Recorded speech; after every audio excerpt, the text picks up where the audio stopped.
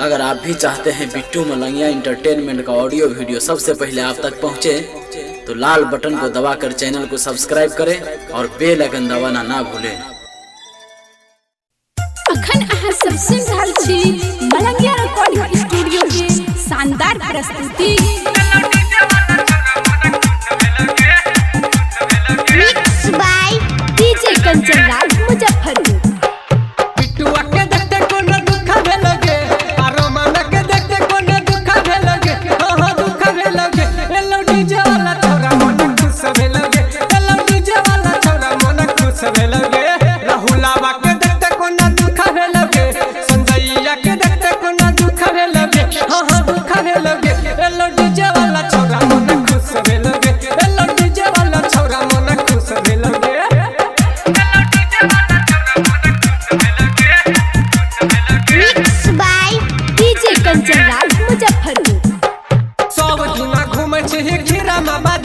संजीतावा के मोनसा में काबै छे बेकार में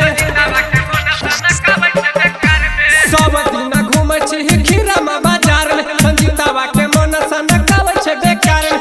छौरा सबके देखते कोना दुख भे लगे, छौरा सबके देखते कोना दुख भे लगे, हां दुख भे लगे। एलो डीजे वाला छौरा मन खुश भे लगे, एलो डीजे वाला छौरा मन खुश भे लगे। Mix by DJ Kanchan Raj Muzaffarpur. Mix by Bittu Malangiya. ओठावा लागे छे तोहर चुसन के लोली, चुसल त तोरा मधुबनी के छौरा। ओठावा लागे छे तोहर चुसन के लोली, चुसल त तोरा मधुबनी के छौरा। देखते प्रिंस के कोना दुख भे लगे, आ देखते प्रिंस के कोना दुख भे लगे, हां दुख भे लगे। एलो डीजे वाला छौरा मन खुश भे लगे, एलो डीजे वाला छौरा मन खुश भे लगे।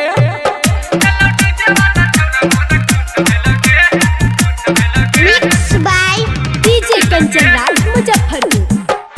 गायक वीरेंद्र देखी गावे हका गाना, R15 पर घूमे तो सृष्टि तोरा। गायक वीरेंद्र देखी गावे हका गाना, R15 पर घूमे तो सृष्टि तोरा। राहुल रंगवा जमा जमा ले तगे, राहुल रंगवा जमा जमा ले तगे, हां मार ले तगे। एलो डीजे वाला छौरा मन खुश भे लगे, एलो डीजे वाला छौरा मन खुश भे लगे। राहुलावा के देखते कोना दुख भे लगे, संजैया के देखते कोना दुख भे लगे, हां दुख भे लगे। एलो डीजे वाला छौरा मन खुश भे लगे, एलो डीजे वाला छौरा मन खुश भे लगे। Presented by Malangia recording studio Hajma Chowk.